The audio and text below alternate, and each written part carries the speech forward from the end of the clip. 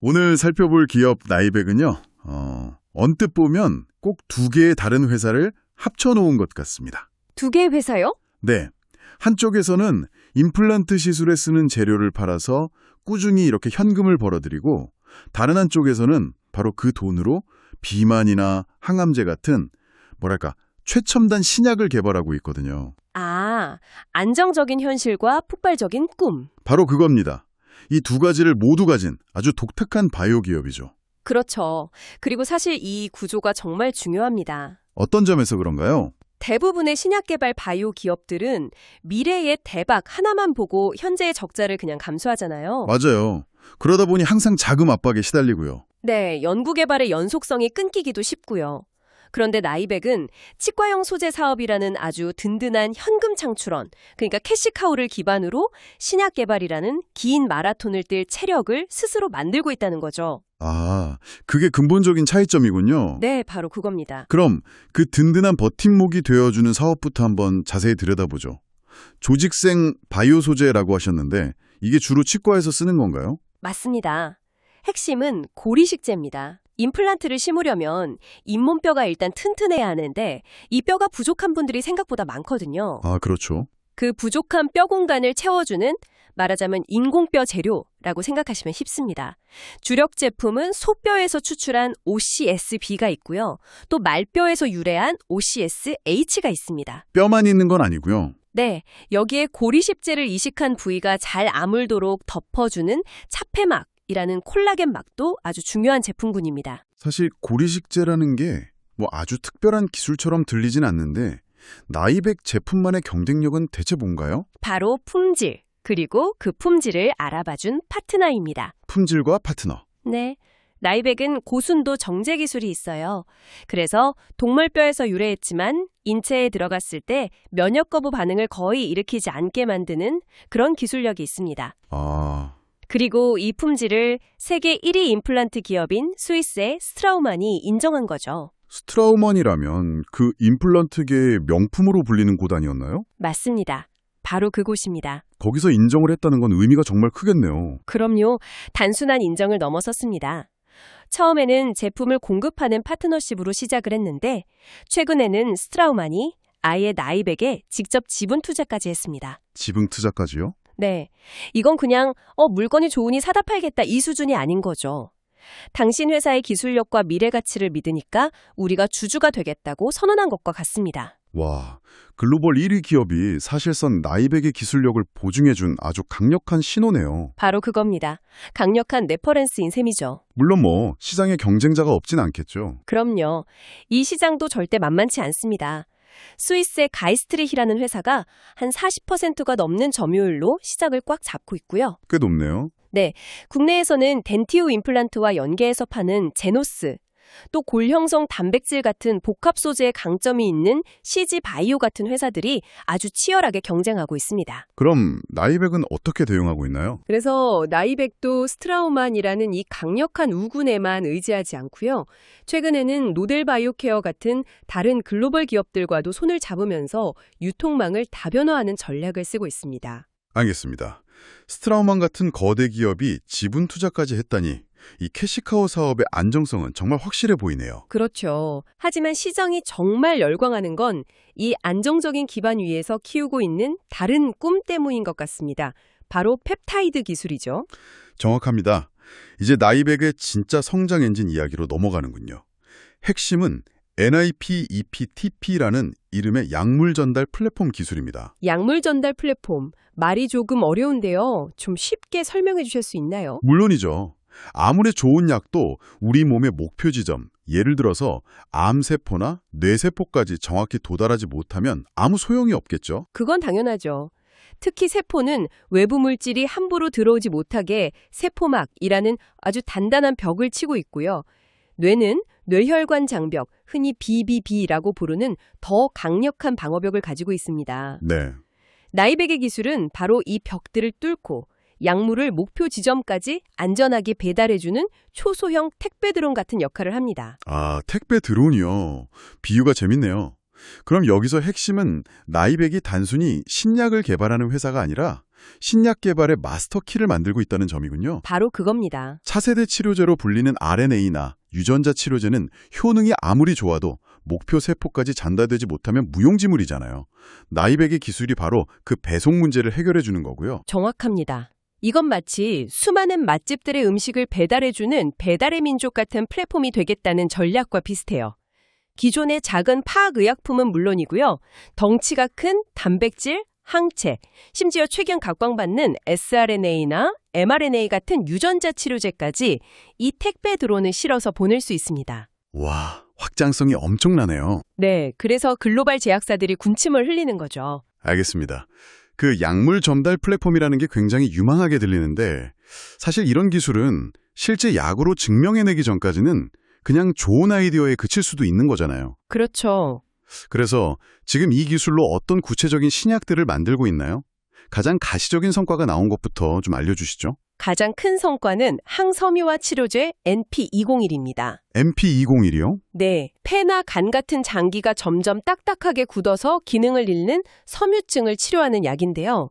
드디어 2025년 5월에 이 기술의 가치를 숫자로 증명했습니다. 숫자로요? 네, 미국의 뉴코라는 회사에 총 계약 규모 약 5,700억 원의 기술 이전을 성공시켰습니다. 5,700억 원이요? 와, 대단하네요. 그럼 그 돈이 한 번에 다 들어오는 건가요?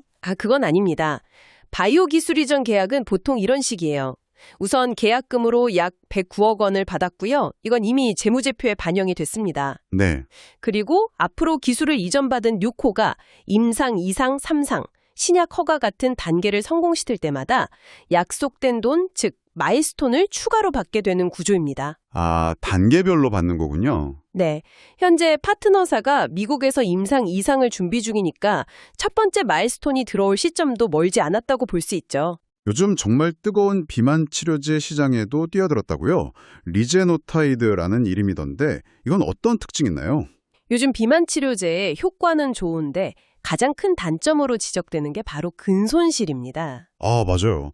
살은 빠지는데 근육까지 같이 빠져서 문제라고 하더라고요. 그렇죠. 힘이 없고 노화가 촉진된다는 우려가 큰데 리제노타이드는 바로 이 문제를 정면으로 겨냥했습니다.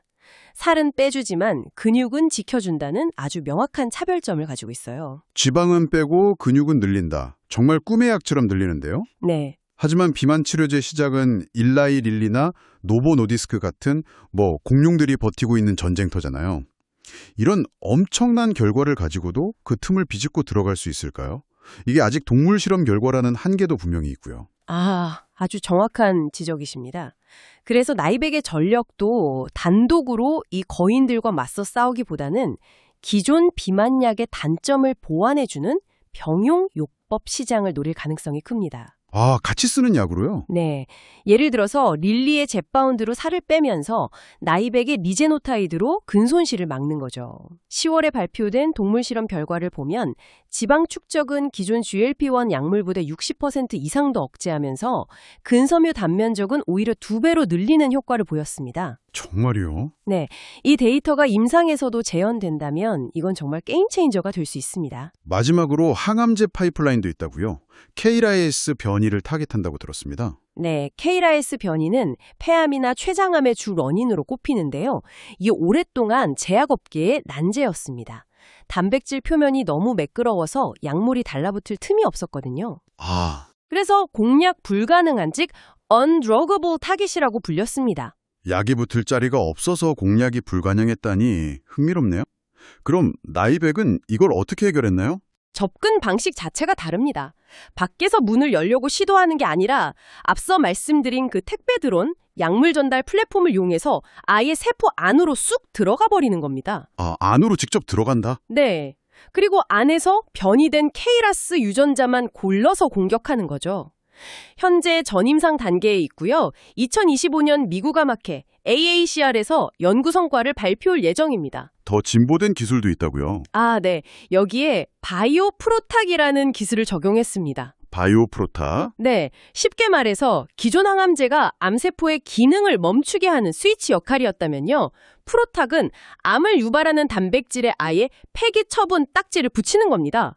그래서 세포의 자체 쓰레기 처리 시스템이 그걸 없애버리게 만드는 기술이죠. 와, 개념 자체가 다르네요. 그렇죠. 나이백은 이걸 화학물질이 아닌 작은 펩타이드로 구현해서 세포 침투력을 높이고 부작용은 줄인 것이 핵심입니다. 기술 이야기를 조금만 더 깊게 해보죠. 뇌의 혈관 장벽, 그 비비비를 뚫는 기술이 특히 중요해 보이는데 이 분야에서 이미 성과를 낸 ABL 바이오 같은 회사와 비교하면 나이백의 기술은 어떻게 다른가요? 아주 좋은 질문입니다. 목표는 뇌로 약물을 보내기로 같은데 사용하는 운송수단이 완전히 다릅니다. 운송수단이요? 네, ABL 바이오의 그래바디 BE 기술은 뇌로 영양분을 공급하기 위해 원래부터 있던 수송체에 올라타는 셔틀버스 방식이에요. 셔틀버스? 네, 이미 글로벌 제약사 사노피에 1조 원대 기술 이전을 성공시키면서 안정성과 효능을 검증받았죠. 반면에 나이백의 NIPTTP는 작고 날렵한 초소형 드론처럼 직접 뇌혈관 장벽을 뚫고 들어갑니다. 셔틀버스와 드론이라니 비유가 재미있네요. 그럼 그 드론 방식은 셔틀버스보다 더 위험할 수도 있다는 뜻인가요? 예를 들어 엉뚱한 곳에 배달될 가능성이라든지 아직 검증되지 않은 경로를 쓰는 데서 오는 부작용 같은 건 없습니까? 날카로운 지적이십니다. 당연히 그런 우려가 있을 수 있죠. 그래서 안정성 측면에서는 이미 대규모 계약으로 검증을 마친 ABL 바이오의 셔틀버스가 앞서 있다고 볼 수 있습니다. 그렇군요. 하지만 나이백의 드론 방식은 크기가 작아서 조직 깊숙이 침투하기 유리하고요. RNA 같은 새로운 형태의 약물을 전달하는 데 강점이 있습니다. 확장성과 잠재력 면에서는 나이백이 가진 차별점이죠. 마침 바로 오늘 12월 10일에 공개된 알츠하이머 전임상 결과가 이 드론의 성능을 일부 증명합니다. siRNA라는 유전자 치료제를 뇌에 전달해서 7일간 유지시키고 실제 동물의 행동지표 개선까지 확인했거든요. 소재로 벌어서 신약에 투자하는 이 사업 모델도 참 독특한데 비슷한 길을 걷는 다른 기업들과 비교하면 어떤가요? 가장 이상적인 롤모델은 오스코텍입니다. 오스코텍이요? 네, 오스코텍도 똑같이 치과 고리식제로 시작해서 그 돈으로 연구개발에 투자해 결국 폐암 신약 렉라자를 FDA 승인까지 이끌었죠. 나이백은 제2의 오스코텍을 꿈꾸고 있다고 볼 수 있습니다. 다른 사례는 없나요? 반면에 TNL이라는 회사는 트러블 퇴치 같은 소재 사업에만 집중해서 아주 높은 이익률을 내는 안정적인 모델을 구축했습니다. 나이백은 TNL 모델보다 리스크는 높지만 신약이 성공했을 때 기대할 수 있는 보상은 비교할 수 없을 만큼 크죠. 자, 그럼 이제 숫자를 통해서 이 모든 이야기들이 어떻게 현실로 나타나고 있는지 확인해 보겠습니다. 2025년 실적에 극적인 변화가 있었다고요? 그야말로 턴어라운드의 정석입니다. 2025년 3분기까지의 누적 매출이 약 265억 원, 작년 같은 기간보다 46%나 증가했고요. 영업이익은 61억 원을 기록하면서 완벽하게 흑자로 전환했습니다. 작년에는 적자였나요? 네, 작년 3분기까지 43억 원 적자였던 걸 감안하면 정말 엄청난 변화죠. 와... 앞서 말씀드린 항섬유화 치료제 MP201의 기술 이전 계약금 109억 원이 결정적인 역할을 했습니다. 재무 안정성은 어떻습니까? 바이오 기업 하면 항상 자금 조달 때문에 골머리를 앓는다는 이미지가 있는데요. 놀라울 정도로 탄탄해졌습니다. 2024년 말에 250억 원에 달하던 유동부채가 1년도 안 돼서 146억 원으로 40% 이상 급감했습니다. 어떻게 그게 가능했죠? 이건 주가가 오르면서 그동안 발행했던 전환사채, CB라고 하죠. 나중에 주식으로 바꿀 수 있는 채권을 가진 투자자들이 대부분 이걸 주식으로 바꿔갔기 때문입니다. 회사 입장에서는 갚아야 할 빚이 저절로 자본금으로 바뀌었으니 재무 구조가 극적으로 좋아진 거죠. 전환사채가 주식으로 바뀌면서 빚이 줄었다는 거군요. 그럼 투자자들이 걱정하는 오버행, 그러니까 시장에 갑자기 쏟아질 수 있는 잠재적 매도 물량 리스크도 해소된 건가요? 네, 거의 소멸됐다고 보시면 됩니다. 남은 전환사채 물량은 전체 주식의 0.15% 수준에 불과해서요. 시장에 미치는 영향은 거의 없다고 봐도 무방합니다. 이제 재무적인 족쇄 없이 연구개발에만 집중할 수 있는 환경이 됐네요. 맞습니다. 바로 그 점이 중요합니다.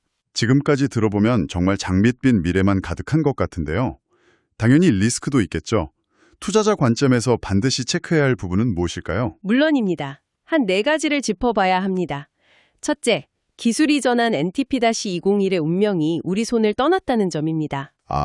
임상 개발의 속도나 성공 여부가 전적으로 기술을 사간 뉴코라는 회사의 의지와 역량이 달려 있습니다. 그렇군요. 두 번째는요? 둘째, 캐시카우 사업의 리스크입니다.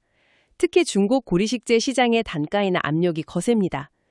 중국 정부가 VBP, 즉 의약품 집중 구매라는 정책으로 국가가 직접 대량으로 사들이면서 가격을 후려치고 있거든요. 아, 그 VBP 정책. 국내 많은 제약 의료기기 회사들의 골칫거리더군요. 맞습니다. 판매량은 늘지만 이익은 줄어드는 구조죠. 그리고 셋째, 2025년의 좋은 실적은 109억 원이라는 일회성 수익의 영향이 크다는 점을 기억해야 합니다. 내년에도 이런 대규모 기술 이전이 없다면 실적은 다시 역성장할 수도 있다. 바로 그 점입니다. 마지막으로 앞서 지적해 주신 것처럼 비만 치료제 시장의 경쟁이 정말 살벌하다는 점입니다. 근손실 방지라는 컨셉은 매력적이지만 앞으로 진행될 임상에서 경쟁 약물 대비 월등히 우월하다는 것을 확실한 데이터로 증명해야만 합니다. 오늘 이야기를 정리해보면 라이백은 치과 소재의 사업이라는 안정적인 기반 위에서 재무적 턴어라운드를 이뤄냈고 대규모 기술 이전으로 플랫폼 기술의 가치를 증명했으며 비만과 항암이라는 거대 시장에 도전장을 내밀었고 주가의 발목을 잡던 재무 리스크까지 대부분 해소한 상황이군요. 네, 맞습니다. 비유를 하자면요. 그동안은 재무 리스크라는 아주 무거운 갑옷을 입고 싸우느라 움직임이 둔했다면 이제는 그 갑옷을 벗어던지고 세포 투과 플랫폼이라는 아주 날카로운 창 하나만 들고 글로벌 신약 개발 전쟁터에 본격적으로 뛰어든 셈입니다. 날카로운 창 하나만 들고 네, 이 창이 과연 얼마나 멀리 또 얼마나 깊숙이 시장을 뚫고 나아갈 수 있을지 지켜보는 것이 앞으로의 핵심 관전 포인트가 될 겁니다. 이 회사가 과연 제2의 오스코텍이 될 수 있을지 아니면 높은 꿈에 도전하다 좌절한 수많은 바이오텍 중 하나로 남을지 그 갈림길에 서 있는 지금이 가장 흥미로운 시점일 수 있겠네요.